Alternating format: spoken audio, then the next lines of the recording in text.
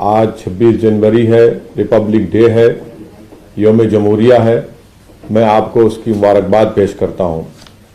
मैं साथ ही साथ शुक्रगुजार हूं जनाब बाबू सिंह कुशवाहा साहब का, जो जन अधिकार पार्टी के प्रेसिडेंट हैं, नेता हैं, जनाब अमन मिश्रा साहब को, जो बहुजन मुक्ति पार्टी के सदर हैं, और दीगर जो पार्टीज मिलकर हमने भागीदारी परिवर्तन मोर्चा बनाया है। आज उसकी पहली वर्चुअल रैली है। आने वाले विधानसभा के चुनाव के लिए वर्चुअल रैली पहले की जा रही है, ताकि 10 फरवरी के दिन जो MIM पार्टी के जिम्मेदार हैं, वो जो कैंडिडेट हैं, आप उनके हक में अपने वोट का इस्तेमाल करिए। मैं सबसे पहले हस्तिनापुर की जनता को अपनी जानिब से सलाम करता हूं, नमस्कार करता हूं, और आपको बताना ज़रूरी समझता हूं कि यहाँ से हमारी पार्टी के जो भागीदारी परिवर्तन मोर्चा का हिस्सा है, यहाँ पर हमारे कैंडिडेट जनाब विनोद जाटव साहब हैं।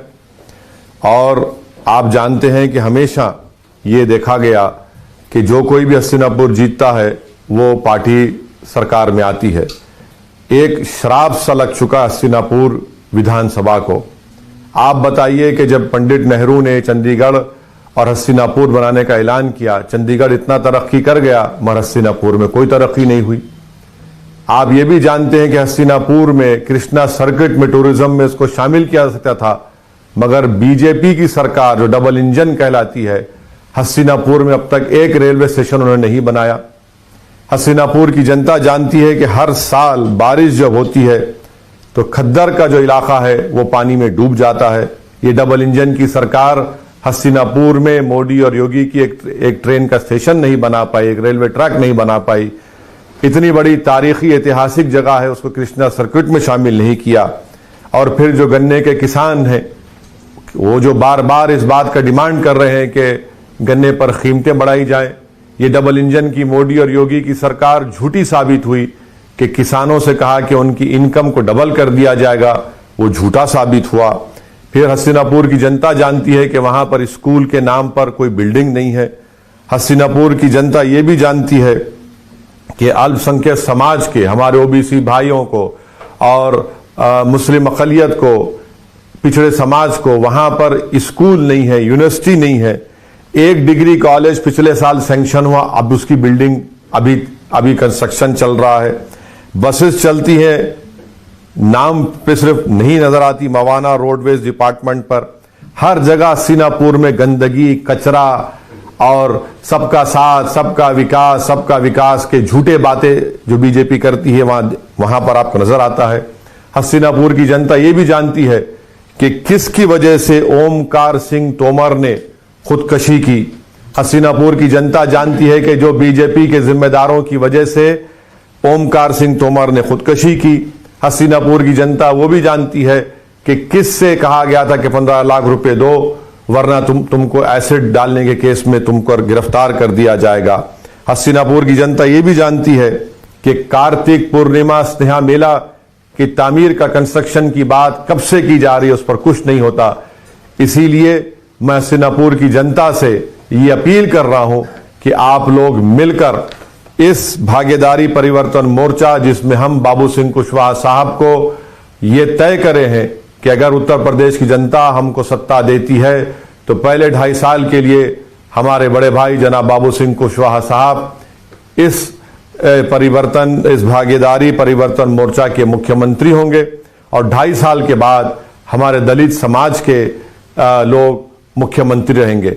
और फिर साथ में 3 डिप्टी चीफ मिनिस्टर होंगे, जिसमें अल्पसंख्यक समाज के मुसलमान भी होंगे और दीगर पिछड़े समाज के भी लोग इसमें शामिल होंगे। मैं अब साहिबाबाद विधानसभा के जनता से अपील करूंगा कि यहां पर जो भागीदारी परिवर्तन मोर्चा के कैंडिडेट हैं पंडित मनमोहन झा, आप इनके हक में अपने वोट का इस्तेमाल करिए, जिनका सिंबल इंतखाबी निशान पतंग का है। साहिबाबाद असेंबली कॉन्स्टिट्यूंसी में आप जानते हैं कि लाखों की तादाद में हमारे पूर्वांचली भाई रहते हैं। वो मेरी बात से एग्री करेंगे, वो मेरी बात को मानेंगे कि वहां पर एक गवर्नमेंट हॉस्पिटल नहीं है। जब कोविड में लोग साहिबाबाद में हमारे पूर्वांचल के भाई बहन ऑक्सीजन अस्पताल के लिए तड़प रहे थे, तो वहां का बीजेपी का मौजूदा विधायक कहीं पर नजर नहीं आया। अब तक एक अस्पताल वहां पर नहीं बना।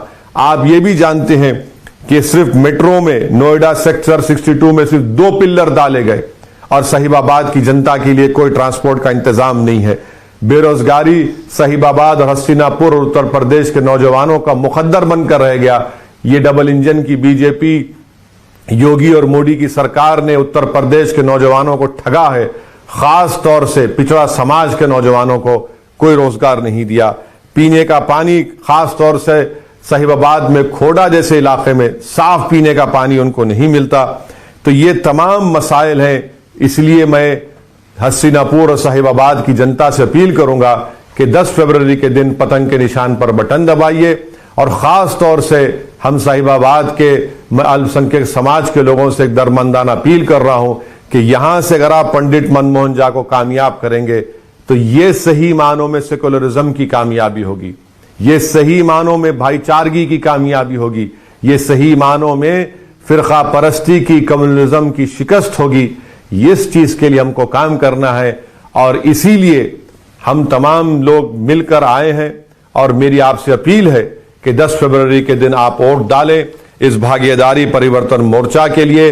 और पहले मुख्यमंत्री इसके जनाब बाबू सिंह कुशवाहा साहब को, बाबूजी को बनाइए। जनाब वामन मिश्रा साहब भी इसका हिस्सा हैं, दीगर 2 पार्टीज भी इसमें शामिल हैं। आज आप देख रहे हैं कि बीजेपी और समाजवादी पार्टी नहीं है बल्कि 2 मशीन बन चुकी हैं।